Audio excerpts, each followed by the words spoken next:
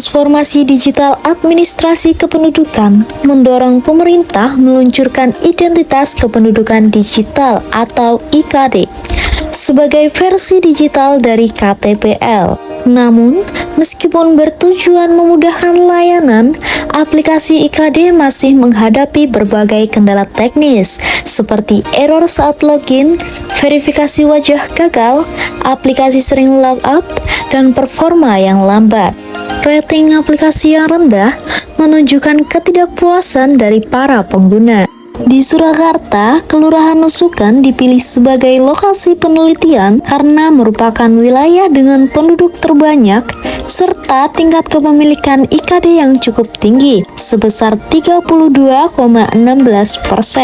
Kemudian, tujuan penelitian ini yang pertama adalah menganalisis faktor-faktor yang memengaruhi tingkat efektivitas penggunaan IKD di kalangan masyarakat Kelurahan Nusukan. Tujuan yang kedua yaitu mengidentifikasi hambatan yang dihadapi dalam pelaksanaan program identitas kependudukan digital atau IKD di Kelurahan Nusukan. Penelitian ini dilakukan di Kelurahan Nusukan, Kecamatan Banjarsari, Kota Surakarta, yang terdiri dari 14 dusun, yaitu Bibis Baru, Bibis Luhur, Wonorejo, Cangakan, Cengklik, Distrikan, Minapadi, Nayu Barat, Nayu Timur, Praon, Prawit, Tapen, Tegalmulyo, dan Nusukan. Populasi dalam penelitian ini adalah warga yang memiliki IKD dan yang tinggal di wilayah Kelurahan Nusukan, Surakarta. Jumlah warga yang telah aktivasi IKD pada tahun 2025 yaitu berjumlah 7.721 warga. Dari 7.721 warga yang ada di Kelurahan Nusukan, maka akan diambil sampel menggunakan perhitungan rumus Slovin dengan sampling error sebesar 10%. Hasil perhitungan sampel yang didapat dengan rumus Slovin adalah sebanyak 99,8 yang kemudian dibulatkan menjadi 100 sampel. Teknik pengambilan sampel yang digunakan adalah multi-stage random sampling dan kuota sampling. Dari 14 dusun yang ada di wilayah Kelurahan Nusukan, maka akan diambil sampel sebagai berikut. Yang pertama, Bibis Baru sebanyak 9 sampel, Bibis Luhur sebanyak 3 sampel, Wonorejo sebanyak 7 sampel, Cangakan sebanyak 2 sampel, Cengklik sebanyak 0 sampel, Distrikan sebanyak 2 sampel, Minapadi sebanyak 5 sampel, Nayu Barat sebanyak 5 sampel, Nayu Timur sebanyak 7 sampel, Praon sebanyak 13 sampel, Prawit sebanyak 6 sampel, Tapen sebanyak 4 sampel, Tegalmulyo sebanyak 32 sampel, dan Nusukan sebanyak 5 sampel. Teknik pengumpulan sampel ini menggunakan kuesioner tertutup dengan skala Likert 1-4, kuesioner terbuka, dan studi dokumentasi. Dari 100 responden, kami mendapatkan beberapa jawaban yang kemudian kita olah menggunakan uji deskriptif. Setiap pertanyaan kemudian ditelaah untuk menemukan pola kesamaan dan dikategorikan berdasarkan tema hambatan yang muncul. Jawaban yang memiliki makna serupa dikelompokkan ke dalam kategori tertentu agar beragamnya kendala dapat dipetakan secara terstruktur. Hasil akhir dari pengelompokan tersebut disajikan pada tabel berikut. Berdasarkan tabel di atas menunjukkan hasil jawaban responden pada kuesioner tertutup dan kuesioner terbuka. Terlihat bahwa terdapat beberapa kategori hambatan yang dialami pengguna dengan variasi jumlah yang berbeda pada setiap kategorinya. Uji normalitas. Uji normalitas dilakukan untuk mengetahui apakah data penelitian berdistribusi normal atau tidak. Hasil uji akan ditentukan berdasarkan nilai signifikansi, dengan ketentuan bahwa jika nilai signifikansi lebih besar daripada 0,05, maka data berdistribusi normal. Sedangkan jika nilai signifikansi lebih kecil dari 0,05, maka data tidak berdistribusi normal. Berdasarkan tabel di atas menunjukkan bahwa nilai signifikan 0,158 yang artinya lebih besar dari 0,05, maka H0 diterima yang artinya data berdistribusi normal. Uji multikolinearitas.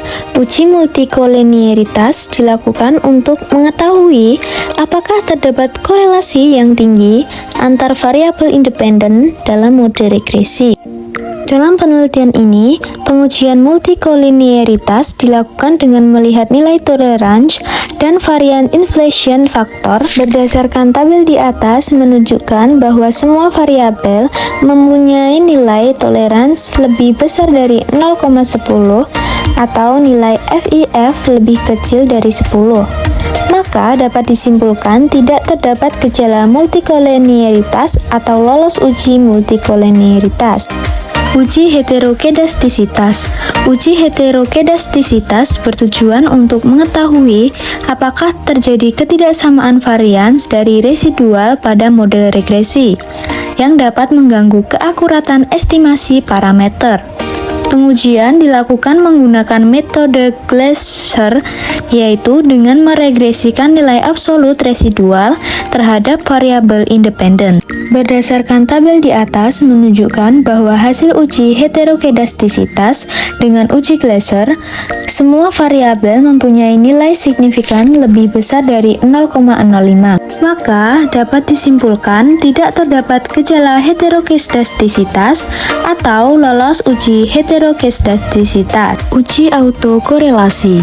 Uji autokorelasi bertujuan menguji apakah dalam suatu model regresi linear terdapat korelasi antar kesalahan residual pada periode T dengan kesalahan pada periode T sebelumnya. Berdasarkan tabel menunjukkan bahwa hasil nilai Durbin-Watson sebesar 1,717 menunjukkan bahwa model berada dalam rentang 1,5 hingga 2,5, sehingga dapat disimpulkan bahwa tidak terjadi autokorelasi pada residual.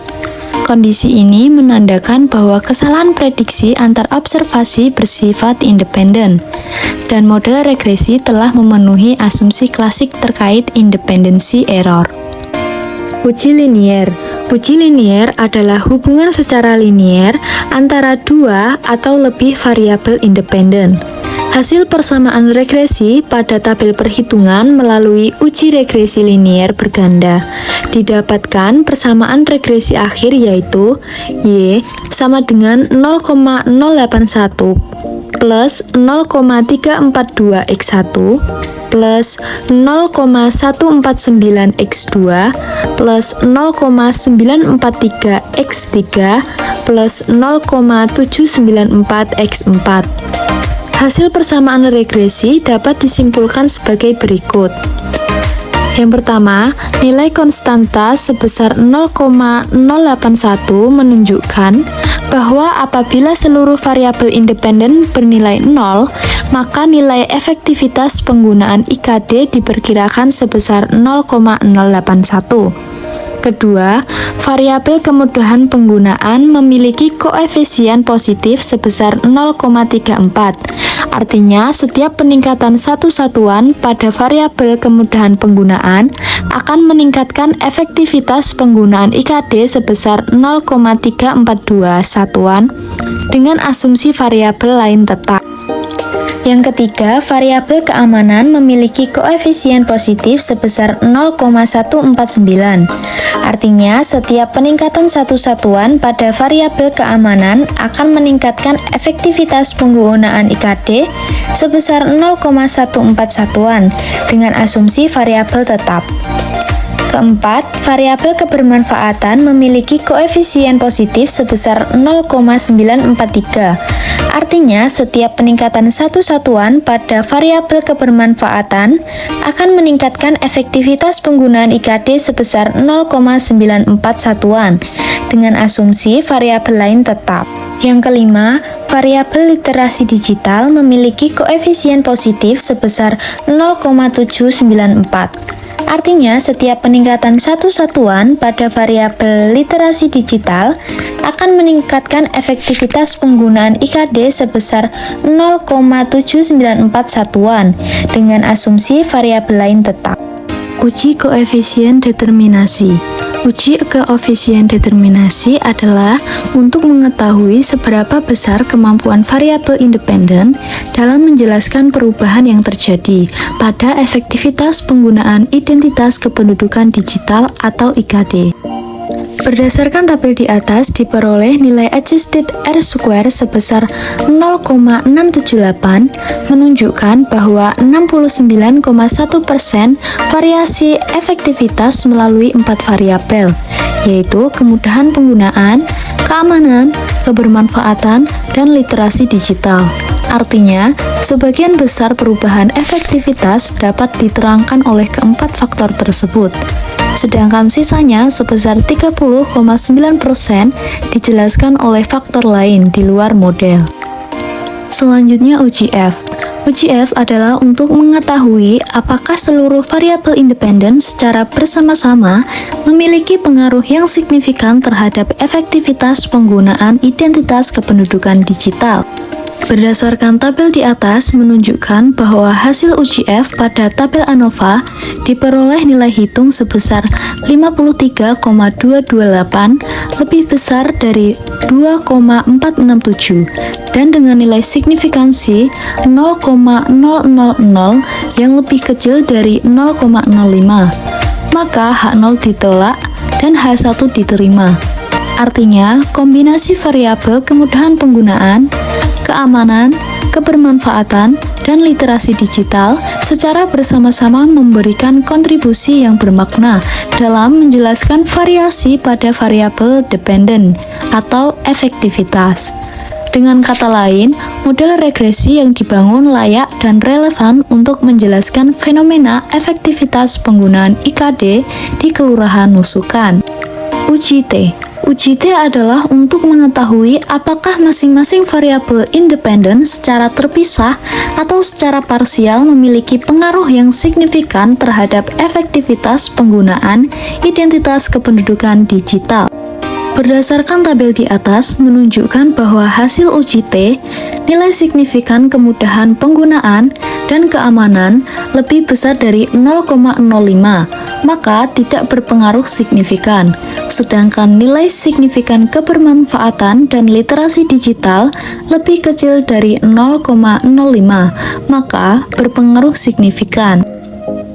Berdasarkan hasil penelitian dan pembahasan yang telah dilakukan mengenai efektivitas penggunaan identitas kependudukan digital atau IKD di Kelurahan Nusukan, maka dapat disimpulkan sebagai berikut. Yang pertama, faktor-faktor yang memengaruhi efektivitas penggunaan IKD.